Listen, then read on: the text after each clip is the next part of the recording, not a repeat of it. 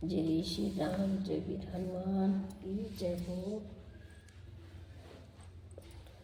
आप सभी से अनुरोध है कि आप हमारे चैनल के साथ जुड़े और हमारा हौसला बढ़ाएं ताकि हम ऐसे ही ज्ञानवर्धक कहानियों के साथ आपके सामने आ सकें। तो शुरू करते हैं रामचरितमानस का दूसरा विश्राम।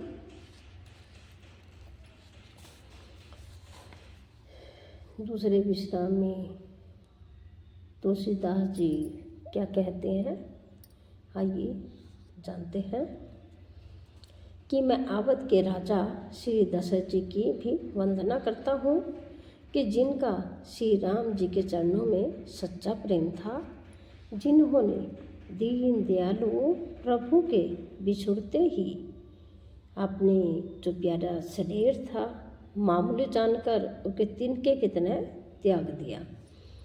और मैं परिवार सहित राजा जनक जी को भी प्रणाम करता हूँ, जिनका श्री राम जी के चरणों में बहुत ज़्यादा प्रेम था, जिसको उन्होंने योग और भोग में छिपा रखा था, परंतु रामचंद्र जी को भी देखते ही वह प्रकट हो जाता था। भाइयों में सबसे पहले मैं भरत जी के चरणों को प्रणाम करता हूँ, जिनका नियम और व्रत वर्णन नहीं किया जा सकता तथा जिनका मन श्री राम जी के चरण कमलों में ही लगा रहता था, यानी कि भौरों की तरह लुभाया हुआ है। कभी उनका पास नहीं छोड़ता, यानी कि उनके साथ ही रहता था।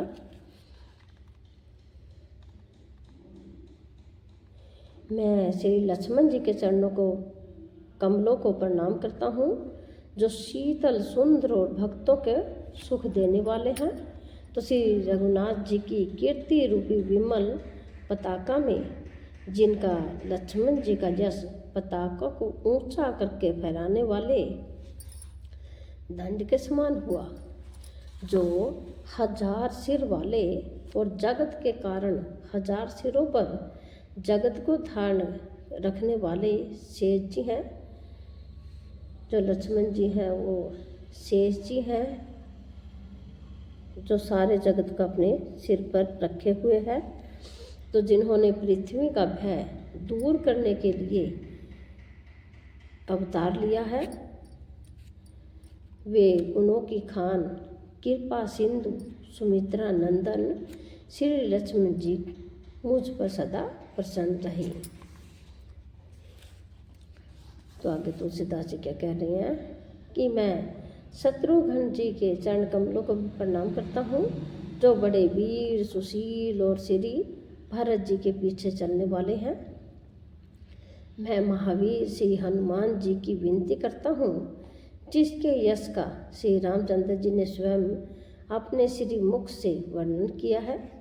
मैं पवन कुमार श्री हनुमान जी को प्रणाम करता हूँ, जो दुष्ट रूपी वन को भस्म करने के लिए अग्नि रूप है, जो ज्ञान की घन मूर्ति है और जिनके हृदय रूपी भवन में धनुष बाण धारण किए श्री राम जी निवास करते हैं। तो वानरों के राजा सुग्रीव जी, जिच्छों के राजा जाम्बान जी और राक्षसों के राजा विभीषण जी और अंगद जी आदि जितना वानरों का समाज है, सबके सुंदर चरणों की मैं वंदना करता हूँ, जिन्होंने अधम पशु और राक्षस आदि शरीर में भी श्री रामचंद्र जी को प्राप्त कर लिया है, यानी कि पा लिया है। पशु और पक्षी देवता मनुष्य असुर समेत जितने श्री राम जी के चरणों के उपासक हैं, मैं उन सब के चरण कमलों की वंदना करता हूँ, जो श्री राम के निष्काम सेवक हैं। जो सुखदेव सनकादि नारद मुनि आदि जितने भक्त और परम ज्ञानी श्रेष्ठ मुनि हैं, मैं धरती पर सिर टेककर उन सबको प्रणाम करता हूँ। हे मुनीश्वरों, आप सब मुझको अपना दास जानकर कृपा कीजिए। तो राजा जनक जी की पुत्री, जगत की माता और करुणा निधान श्री रामचंद्र जी के प्रियतमा श्री जानकी जी के दोनों चरण कमलों को मैं मानता हूँ, जिनकी कृपा से निर्मल बुद्धि पाऊँ, जिसकी कृपा से मैंने निर्मल बुद्धि पाई है। फिर मैं मन, वचन और कर्म से कमल नयन धनुष बाणधारी भक्तों की विपत्ति का नाश करने और उन्हें सुख देने वाले भगवान श्री रघुनाथ जी के सर्वसमर्थ चरण कमलों की वंदना करता हूँ। तो जो वाणी और उसके अर्थ तथा जल को जल की लहर के समान कहने में अलग अलग है, परंतु वास्तव में अभिन्न यानी कि एक है, और उन श्री सीताराम जी के चरणों की मैं वंदना करता हूँ, जिन्हें दीन दुखी बहुत ही प्रिय है। मैं श्री रघुनाथ जी के नाम राम की वंदना करता हूँ, जो कृषाणु यानी कि अग्नि, भानु सूर्य और हिमकर यानी कि चंद्रमा का हेतु अर्थात रे आ और मैं रूप से के बीज है। वह राम नाम ब्रह्मा विष्णु और शिव रूप है।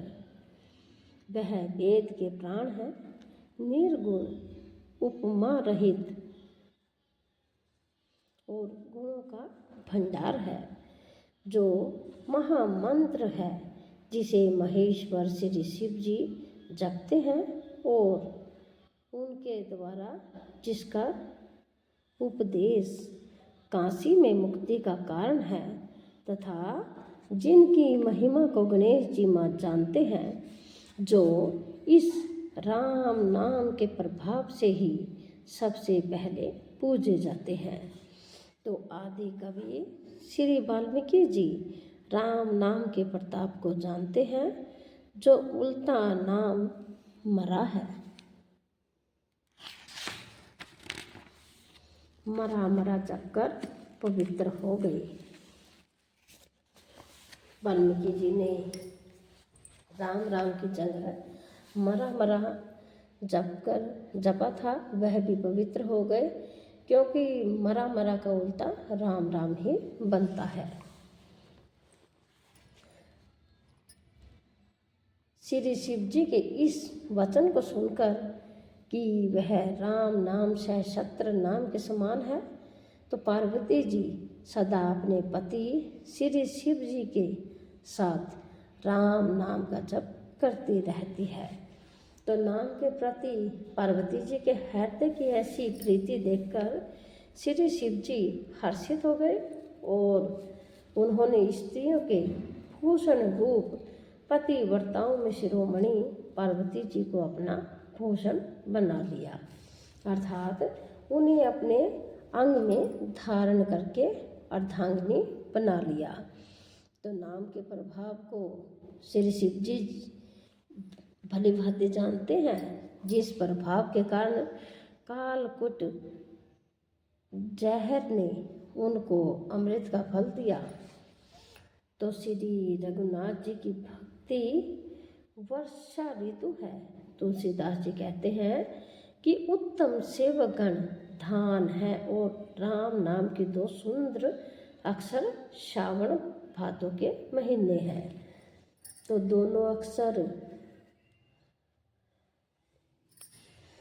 मधुर और मनोहर हैं, जो वर्णमाला रूपी शरीर के नेत्र हैं, भक्तों के जीवन है तथा स्मरण करने में सबके लिए सुलभ और सुख देने वाले हैं, जो इस लोक में लाभ और परलोक में निर्वाह करते हैं, अर्थात भगवान के दिव्य धाम में दिव्य देह से सदा भगवत सेवा में नियुक्त रहते हैं। ये कहने, सुनने और स्मरण करने में बहुत ही अच्छे यानी कि सुंदर और मधुर हैं। तो तुलसीदास जी को तो श्री राम लक्ष्मण के समान प्यारे हैं। इनका रै और मैं का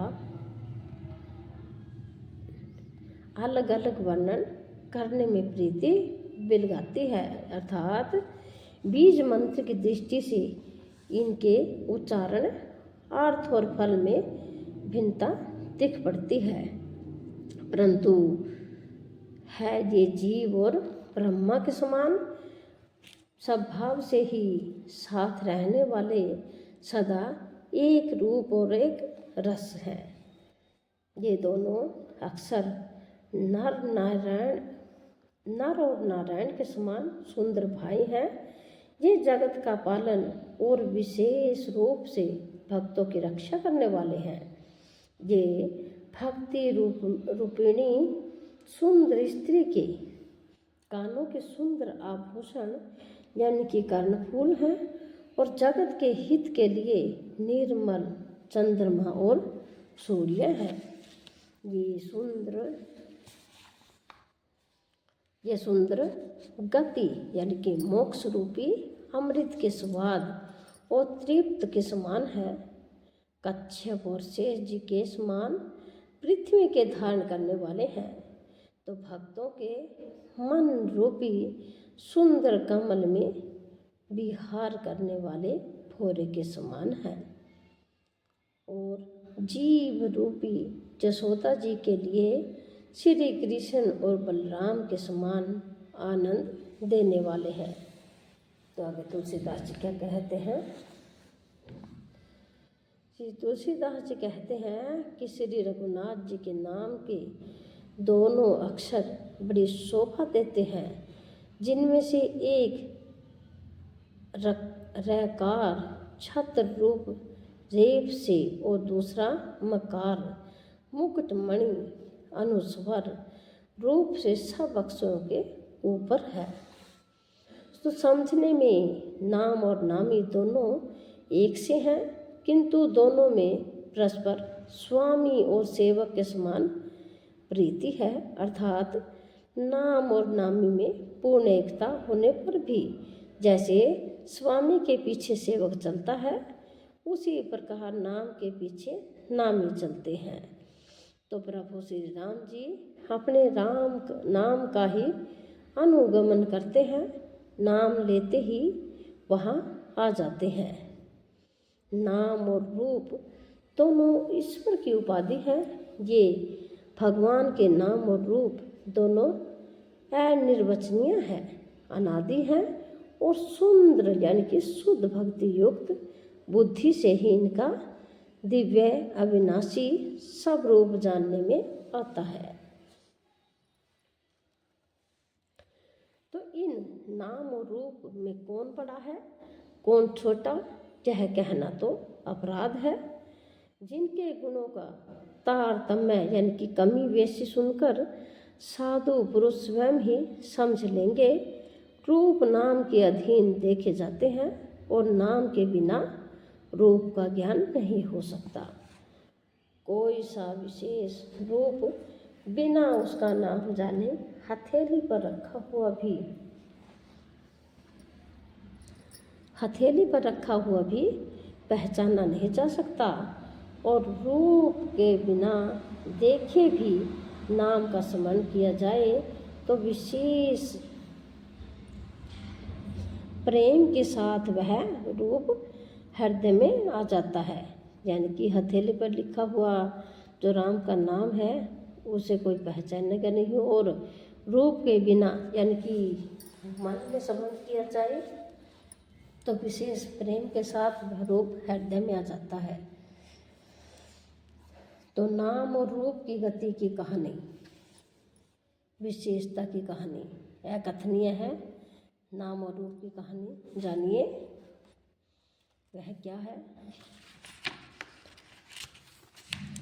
वह समझने में सुखदायक है, परंतु उसका वर्णन नहीं किया जा सकता। निर्गुण और सगुण के बीच में नाम सुंदर साक्षी है और दोनों का यथार्थ ज्ञान कराने वाला चतुर दुभाषीय है। तुलसीदास जी कहते हैं, यदि तू भीतर और बाहर दोनों ओर उजाला चाहता है तो मुख रूपी द्वार की जीव रूपी देही पर राम नाम रूपी मणि यानी कि दीपक को रख। तुलसीदास जी क्या कहते हैं कि यदि आप अंदर और बाहर दोनों तरफ उजाला चाहते हैं तो अपने मुख यानी कि जीभ के द्वार पर, जीभ और मुख है, जो जीभ है मुख, उसकी देहली पर राम नाम रूपी मणि का दीपक जलाते रहिए, यानी कि अपने मुख से स्मरण करते रहिए। तो ब्रह्मा के बनाए हुए इस परवचन परपंच दृश्य जगत से भरी भांति छूटे हुए वैराग्यवान मुक्त योगी पुरुष इस नाम को ही जीव से जपते हुए तत्व ज्ञान रूपी दिन में जागते हैं और नाम तथा रूप से रहित अनुपम अनिर्वचनीय अनाम्य ब्रह्मा सुख का अनुभव करते हैं। जो परमात्मा के गूढ़ रहस्य को, यथार्थ महिमा को जानना चाहते हैं, वे जिज्ञासु भी नाम को जीभ से जपकर उसे जान लेते हैं, यानी कि लौकिक सिद्धियों के चाहने वाले यथार्थी साधक लो लगाकर नाम का जप करते हैं और अनिमादि यानी कि 8 सिद्धियों को पाकर सिद्ध हो जाते हैं। संकट से घबराए हुए आर्त भक्त नाम जप करते हैं तो उनके बड़े भारी बुरे बुरे संकट मिट जाते हैं और वे सुखी हो जाते हैं। जगत में 4 प्रकार की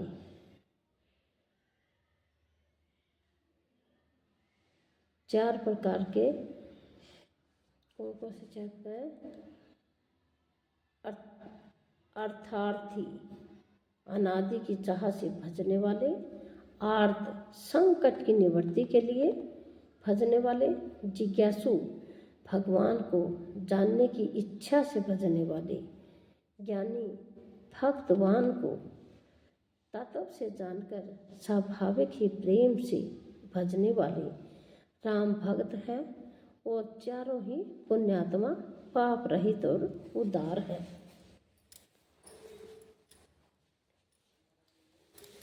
चारों ही चातुर भक्तों को नाम का ही आधार है। इनमें ज्ञानी भक्त प्रभु को विशेष रूप से विजय है, क्यों तो चारों युगों में और चारों ही वेदों में नाम का प्रभाव है, लेकिन परंतु कलयुग में विशेष रूप से है। इसमें तो नाम को छोड़कर दूसरा कोई उपाय ही नहीं है, यानी कि कलयुग में राम का नाम हमें लेते रहना चाहिए। अब कलयुग ही है जिसमें हमें राम का ही सहारा है। आगे क्या कह रहे हैं तुलसीदास जी कि जो सब प्रकार की भोग और मोक्ष की भी कामनाओं से रहित और राम भक्ति के रस में लीन है, उन्होंने भी नाम के सुंदर प्रेम रूपी अमृत के सरोवर में अपने मन को मछली बना रखा है, अर्थात वे नाम रूपी सुधा का निरंतर आस्वादन करते रहते हैं, क्षण भर भी उससे अलग होना नहीं चाहते। निर्गुण और सगुण ब्रह्मा के 2 स्वरूप हैं। ये दोनों ही अकथनीय, अथाह, अनादि और अनुपम हैं। मेरी सम्मति में नाम इन दोनों से बड़ा है, जिसने पहले बल से दोनों को अपने वश में कर रखा है। सज्जनगण इस बात को मुझ दास की जिठाई या केवल काव्योक्ति न समझी। मैं अपने मन के विश्वास, प्रेम और रुचि की बात कहता हूँ। निर्गुण और सगुण दोनों प्रकार के ब्रह्मा का ज्ञान अग्नि के समान है।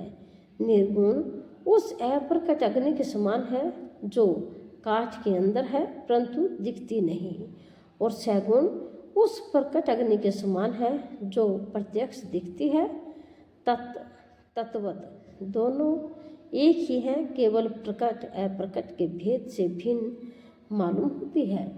इसी प्रकार निर्गुण और सगुण तत्वतः है एक ही है। इतना होने पर भी दोनों ही जानने में बड़े कठिन हैं, परंतु नाम से दोनों सूक्ष्म हो जाते हैं।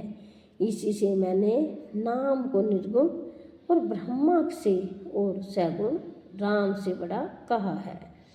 ब्रह्मा व्यापक है, एक है, अविनाशी है, सत्ता, चैतन्य और आनंद की घन राशि है। ऐसे विकार रहित प्रभु के हृदय में रहते भी जगत के सब जीव दीन और दुखी हैं। नाम का निरूपण करके नाम के यथार्थ स्वरूप, महिमा, रहस्य और प्रभाव को जानकर नाम का जतन करने से, श्रद्धापूर्वक नाम जप रूपी साधन करने से वही ब्रह्मा ऐसे प्रकट हो जाते हैं जैसे रत्न के जानने से उसका मूल्य है। इस प्रकार निर्गुण से नाम का प्रभाव अत्यंत बड़ा है। अब अपने विचार के अनुसार कहता हूँ कि नाम सगुण राम से भी बड़ा है। नाम अपने विचार के अनुसार कहता हूँ कि नाम राम से भी बड़ा है। राम का नाम उनसे भी बड़ा है।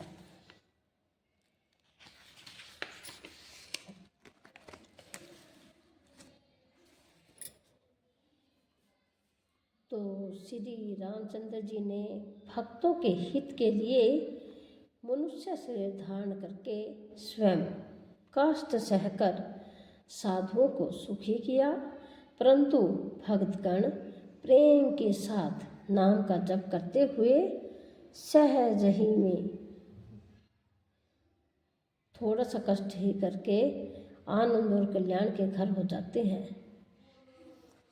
तो श्री राम जी ने एक तपस्वी की स्त्री अहिल्या को ही तारा, परंतु नाम ने करोड़ों दुष्टों की बिगड़ी बुद्धि को सुधार दिया।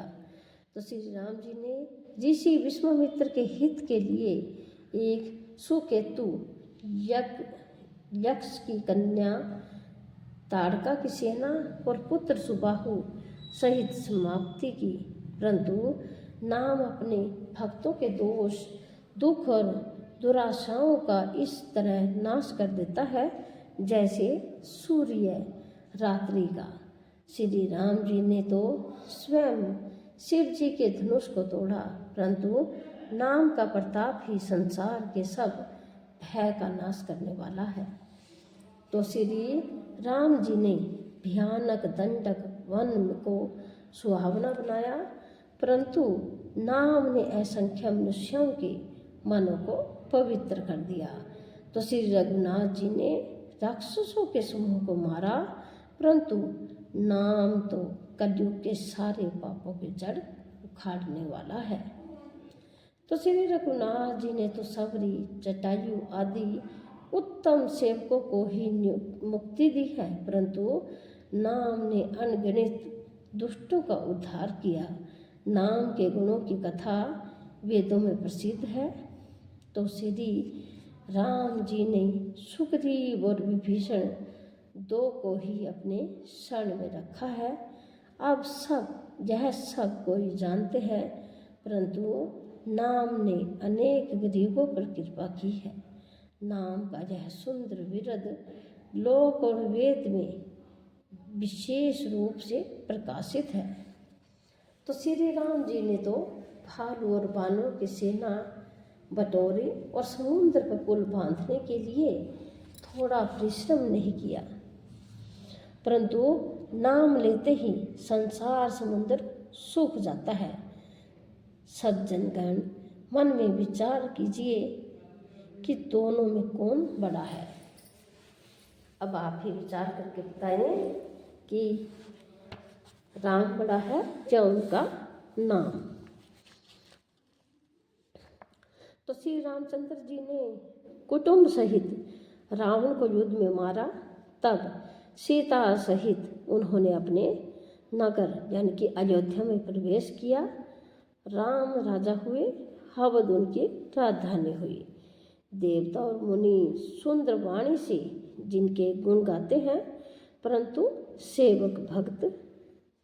सेवक यानी कि भक्त प्रेम पूर्वक नाम के स्मरण मात्र से बिना परिश्रम मोह की प्रबल सेना को जीतकर प्रेम में मगन हुए अपने ही मुख सुख में विचरते हैं। नाम के प्रसाद से उन्हें सपने में भी कोई चिंता नहीं सताती।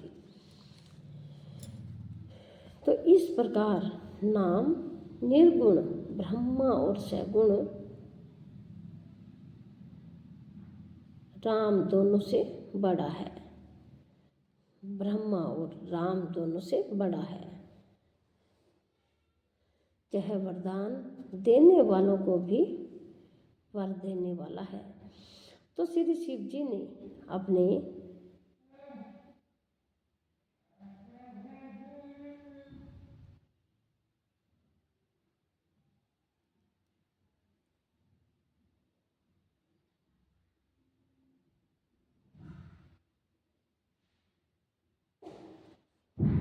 वरदान देने वालों को भी वर देने वाला है। तो श्री शिव जी ने अपने हृदय में यह जानकर ही 100 करोड़ रामचरित्र में से इस राम नाम को सार रूप से चुनकर ग्रहण किया है। तो अब मास प्रायण पहला विश्राम शुरू हो चुका है।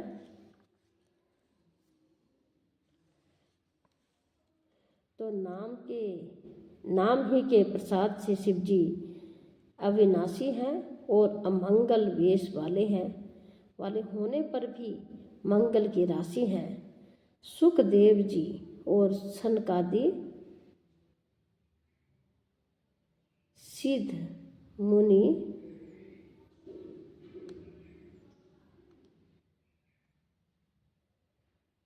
योगीगण नाम के ही प्रसाद से ब्रह्मानंद को भोगते हैं। तो नारद जी ने नाम के प्रताप को जाना है। हरि सारे संसार को प्यारे हैं, हरि को हर प्यारे हैं। और आप श्री नारद जी हरि और हर दोनों को प्रिय हैं। नाम के जपने से प्रभु ने कृपा की, जिससे प्रहलाद भक्त शिरोमणि हो गए। तो ध्रुव जी ने ग्लानि से यानी कि विमाता के वचनों से दुखी होकर सकाम भाव से यानी कि हरि नाम को जपा और उसके प्रताप से अचल अनुपम स्थान ध्रुव लोक प्राप्त किया। तो हनुमान जी ने पवित्र नाम का सम्मान करके श्री राम जी को अपने वश में कर रखा है।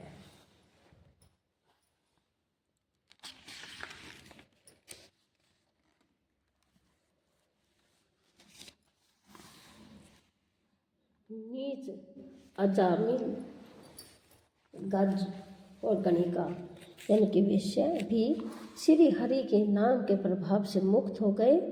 मैं नाम की बड़ाई कहाँ तक कहूँ, राम भी नाम के गुणों को नहीं गा सकते। तो कलयुग में राम का नाम कल्पतरु मन चाह पदार्थ देने वाला और कल्याण का निवास यानी कि मुक्ति का घर है, जिसको स्मरण करने से भांग सा निष्कृष्ट यानी कि तुलसीदास तुलसी के समान पवित्र हो गए हैं।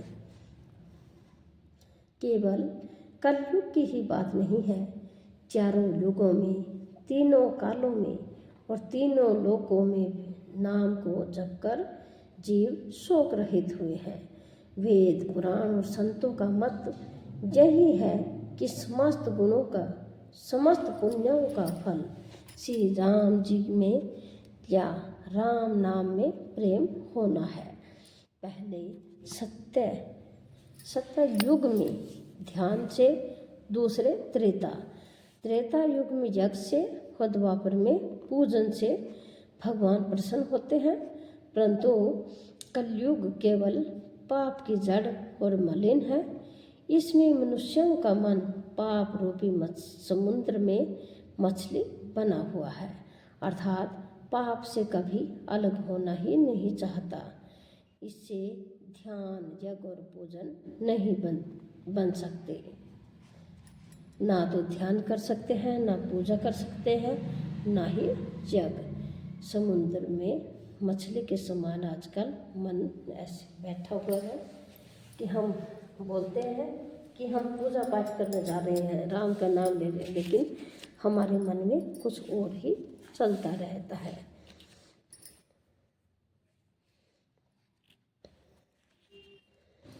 तो ऐसे काल यानी कि कलयुग के काल में तो नाम ही कल्प वृक्ष है और स्मरण करते करते ही संसार के सब जंजालों को नाश कर देने वाला है। तो कलयुग में यह राम नाम मनोवांछित फल देने वाला है, परलोक का परम हितैषी और इस लोक का माता पिता है, अर्थात परलोक में भगवान का परम धाम देता है और इस लोक में माता पिता के समान सब प्रकार से पालन और रक्षण करता है। तो कलयुग में न कर्म है, न भक्ति और न ज्ञान ही है। राम नाम ही एक आधार है। कपट की खान कलयुग रूपी कालनेमी के मारने के लिए राम नाम ही बुद्धिमान और समर्थ श्री हनुमान जी है। तो श्री राम नाम श्री नरसिंह है, भगवान है। कलयुग हिरण्याकशिपु है और जप करने वाले जन प्रहलाद के समान है। यह राम नाम देवताओं के शत्रु कलयुग रूपी दैत्य को मार कर जप करने वाले की रक्षा करेगा। जय श्री राम।